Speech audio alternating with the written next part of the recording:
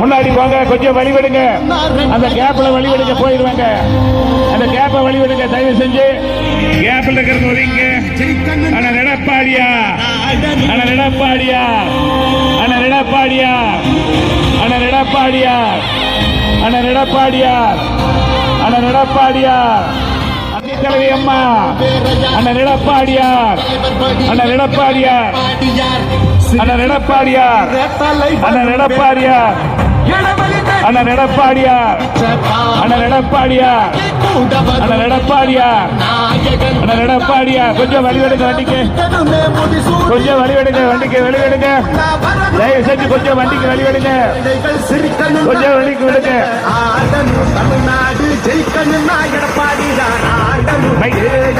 Mic கொடுங்க. எடப்பாடியார் வண்டிக்கு வழிவெடுங்க. அப்படியே ரைட் திருப்புங்க, ரைட் திருப்பிக்க, ரைட் திருப்பி நேரம் இருக்குங்க, ரைட் திருப்பி, ரைட் மைக்கர், மைக்கு கேன் மைக் கொடு, கேன் மைக் கொடுத்துருங்க, கேன் மைக்க கொஞ்சம் வழிவெடுங்க, கொஞ்சம் வழிவெடுங்க, கொஞ்சம் வழிவெடுங்க, கொஞ்சம் வழிவிடுங்க, கொஞ்சம் வழிவிடுங்க. கழக தோழர்கள் கொஞ்சம் வழிவிடுங்க வண்டிக்கு, தயவு செஞ்சு வண்டிக்கு வழிவிடுங்க. மைக் அங்க இருக்கு, கொடுத்துருங்க, வருது பக்கத்துல. மைக்க கொடுப்பா, மைக் இங்க இருக்கு, உள்ளதான் அமைச்சர் மைக் இங்க, மைக் வருது, மைக் கொடுத்தாச்சு. எடப்பாடியார் வருகை தந்து விட்டார். பேசுங்க. நம்முடைய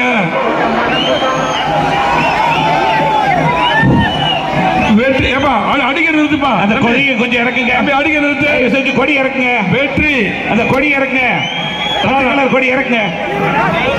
வெற்றி கூட்டணியுடைய தலைவர் இந்த திருப்பூர் மாவட்டத்துக்கு 50 ஆண்டுகளான வளர்ச்சியை தந்து வருங்கால முதலமைச்சர் நம்முடைய வெற்றி வேட்பாளர்களை உடுமலைப்பேட்டை தொகுதிக்கு அருமை சகோதரர் ராதாகிருஷ்ணன் அவர்களையும், திருப்பூர் வடக்கு தொகுதிக்கு, தெற்கு தொகுதிக்கு தங்கராஜ் அவர்களையும், தாராபுரம் தொகுதிக்கு சத்யபாபா அவர்களையும், மணத்தகுளம் தொகுதிக்கு திருப்பூர் மாவட்டத்துக்கு மருத்துவக் கல்லூரி உட்பட 50 ஆண்டுகளாக வளர்ச்சி தந்த அற்புதமான தலைவர் வருங்கால முதலமைச்சர் எடப்பாடி அவர்கள் பேசுவார்கள்.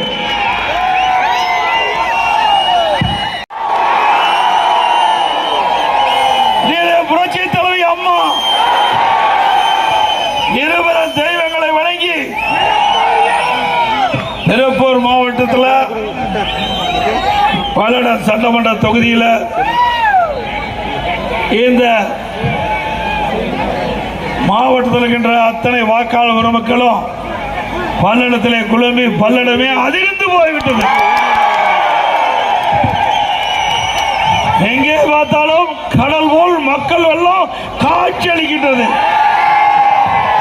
நம்முடைய தமிழ் மக்கள் கழகம் நம்முடைய கூட்டணியில் அங்கு வைக்கின்ற கட்சியினுடைய நிர்வாகிகளே, அனைத்து இந்திய அண்ணா திராவிட முன்னேற்ற கழகத்திலே பல்வேறு பொறுப்புகளை வைக்கின்ற கழக நிர்வாகிகளே, கூட்டணி கட்சி சேர்ந்த தலைவர்களே, நிர்வாகிகளே, தொண்டர்களே, பெரியவர்களே, தாய்மார்களே, வாக்காளர் மக்களே, இந்த வகையில் தொழிலாளர் நிறைந்த மாவட்டம் தொழிலாளர் நண்பர்களே, விவசாயிகளே, பத்திரிகையாளர்களே, ஊடகங்களே, அத்தனை பேருக்கு என்னுடைய முதற்க நன்றி கலந்த வணக்கம். இப்போ அனைத்து இந்திய அண்ணா திராவிட முன்னேற்ற கழக தலைமையில்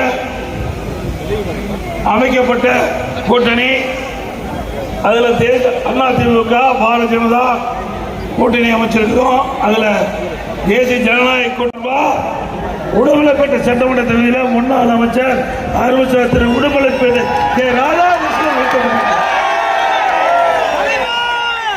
அதேபோல திருப்பூர் வடக்கு சட்டமன்ற தொகுதியில் முன்னாள் அமைச்சர் 66 எம்.எஸ்.எம்.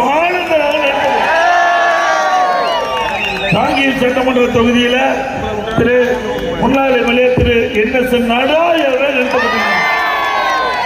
பல்லடம் சட்டமன்ற தொகுதியில் திரு பல்லடத்தில் அண்ணன் கே.பி. பரமசிவம் முன்னாள் எம்எல்ஏ, தாராபுரம் தொகுதியில் திருமதி பி. சத்யபாமா அவர்களே நிறுத்தப்பட்டிருக்கிறார். எல்லாம் 5 பேருக்கும் இரட்டை சின்னத்திலே வாக்களிக்க வேண்டும். அந்த சின்னம் புரட்சி தலைவர் எம்ஜிஆர் சின்னம், அம்மாவின் சின்னம், உழைப்பாளின் சின்னம், சின்னம், ஏழையின் சின்னம், வெற்றி சின்னம். வாக்களிப்பீர் இரட்டை. அதே போல நம்முடைய கூட்டணியில் தேசிய ஜனநாயக கூட்டணி, இதுல பாரதிய ஜனதா கட்சியின் சார்பாக திருப்பூர் தெற்கு சட்டமன்ற தொகுதியில் அந்த கட்சியின் சார்பாக திரு எஸ். தங்கராஜ் அவர்களை நிறுத்தப்பட்டிருக்கிறார். அவருக்கு தாமரை சின்னத்திலே வாக்களிக்க வேண்டும். என்ன சின்னம்? என்ன சின்னம்? தாமரை சின்னத்திலே அவர் வாக்களித்து வெற்றி பெற செய்யும்.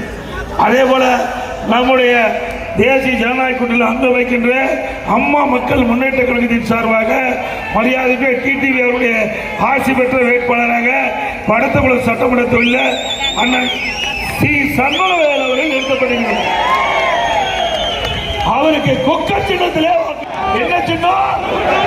அண்ணா திமுக வேட்பாளருக்கு இரட்டை சின்னம். அதே போல பாரதிய ஜனதா கட்சி வேட்பாளருக்கு தாமரை சின்னம். அதே போல அம்மா மக்கள் முன்னேற்ற கட்சியினருக்கு குக்கர் சின்னம். ஆக நிறுத்தப்பட்ட நம்முடைய வேட்பாளர் 7 பேர், 7 பேரும் முத்தான வேட்பாளர். குரலுக்கு வந்து உங்களுக்கு உதவி செய்யக்கூடிய வேட்பாளர். அப்படி அற்புதமான வேட்பாளர்கள்.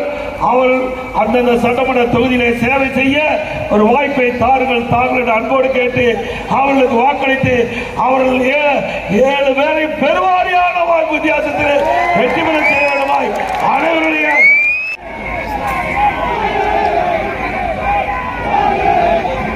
ஸ்டாலின் வந்து இன்றைக்கு கருப்பு சட்டை போட்டுட்டு இருக்கார். ஸ்டாலின் அவர்களே மே 4ஆம் தேதிக்கு பிறகு கருப்பு சட்டை போட்டுக்க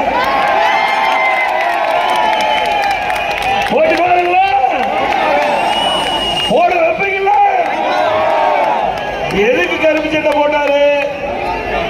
இன்னைக்கு நம்முடைய இந்திய புரட்சி தலைவி அம்மா அவர்கள் பெண்களுக்கு 33% இட ஒதுக்கீடு சட்டமன்றத்தில் நாடாளுமன்றத்தில் வேண்டும் என்று முதல் குரல் கொடுத்த கட்சி அதிமுக கட்சி. நான் எம்பியா இருந்தேன். 1998 எம்பியா இருந்தேன். அம்மாவுடைய உத்தரவுப்படி அன்றைய தினம் பாரதிய ஜனதா கட்சி ஆட்சியில் இருந்தது. 1998 மறைந்த வாஜ்பாய் அவர்கள் பாரத பிரதமர். அன்றைய தினம் மரியாதைக்குரிய வாஜ்பாய் அவர்கள் இந்த 33% இடஒதுக்கீடை நிறைவேற்றலாம் சொல்லி நம்முடைய அண்ணா திமுக கட்சி சேர்ந்த அண்ணன் தம்பித்துறை அவர்கள் சட்டத்துறை அமைச்சராக இருந்தார். அப்பொழுது அந்த மசோதாவை நாடாளுமன்றத்தில் தாக்கல் செய்த பொழுது அந்த இந்தியா கூட்டத்தில் அங்க வைக்கிறாங்களே முலாயம் சிங் யாதவ் அவருடைய கட்சி சேர்ந்த எம்பி வந்து நம்முடைய சட்டத்துறை அமைச்சர் அண்ணன் தம்பித்துறை கையில் மசோதாவை படிச்சுட்டு இருக்கும் போது பிடுங்கி கிழிச்சிட்டார்.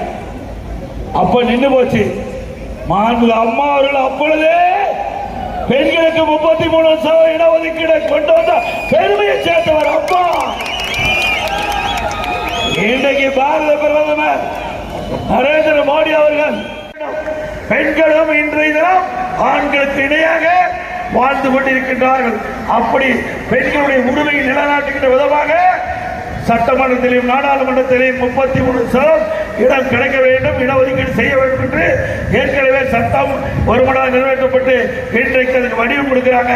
இப்பொழுது பாராளுமன்றத்தினுடைய இன்றைக்கு தொகுதி பாராளுமன்ற தொகுதி வரைய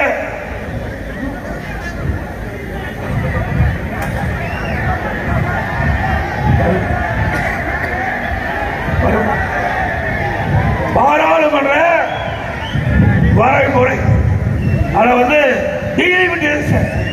அதை செய்யறதுக்கு இன்னைக்கு அறிவிச்சாங்க. எங்க இருக்கிற ஸ்டாலின் என்ன வச்சாரு? கருப்பு சட்டம். இன்னைக்கு கோயம்புத்தூர்ல இருந்து மேட்டுப்பாளையத்துல இருந்து அவனாசி வழியா ஊர் வரைக்கும் வந்துட்டேன். எங்க திருப்பூர் வரைக்கும் ஒரு வீட்டு கூட கொடியேற்றல.